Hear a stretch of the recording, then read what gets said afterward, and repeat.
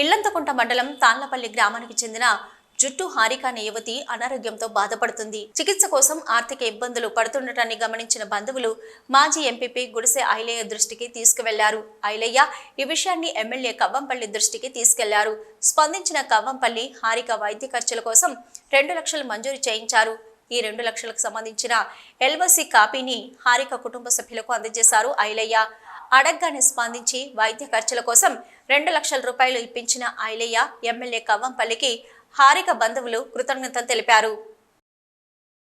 ఇల్లంతకుంట మండలంలోని తాళ్లపల్లి గ్రామంలో జుట్టు హారిక గత కొన్ని రోజుల నుంచి ఆరోగ్యం బాగలేక మరి హాస్పిటల్ చుట్టూ తిరిగి మరి చాలా వాళ్ళు పేదవాళ్ళు, వారికి మరి హాస్పిటల్లో డబ్బులు బాగా అవుతాయనే క్రమంలో మన గౌరవ ఎమ్మెల్యే డాక్టర్ కవ్వంపల్లి సత్యనారాయణ గారికి కలవగానే వెంటనే స్పందించి అసెంబ్లీ నడుస్తున్నప్పటికి కూడా అసెంబ్లీలోకి వెళ్ళి మరి పిఏ నుంచి లెటర్ తెప్పించుకొని వెంటనే లెటర్ పెట్టించి మరి 4 లక్షల రూపాయలు వీళ్ళకి అవుతాయని హాస్పిటల్లో చెప్పడం జరిగింది. దానికి అనుగుణంగా మరి నిమ్స్ హాస్పిటల్లో మరి వెంటనే స్పందించి 2 లక్షల రూపాయలు ఈరోజు జుట్టు హారికకు మరి ఎమ్మెల్యే గారు ఇప్పించడం జరిగింది.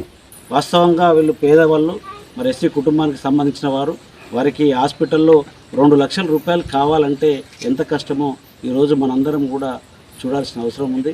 దానిలో భాగంగా నిజంగా వారు ఆర్థికంగా వీళ్ళని ఆదుకున్నందుకు వారికి పూర్తిగా మా తాళ్లపల్లి గ్రామ పక్షాన, ఇల్లంతకుంట మండలం పక్షాన ధన్యవాదాలు, శుభాకాంక్షలు తెలియజేస్తాను.